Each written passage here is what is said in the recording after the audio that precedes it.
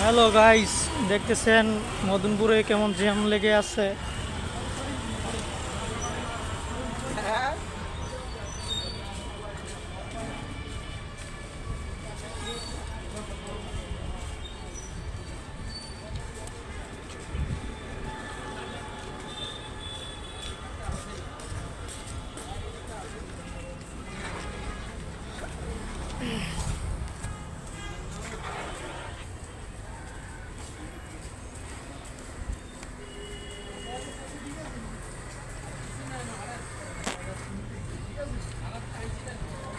মদনপুর সকালবেলায় জ্যাম লেগে আছে অনেক।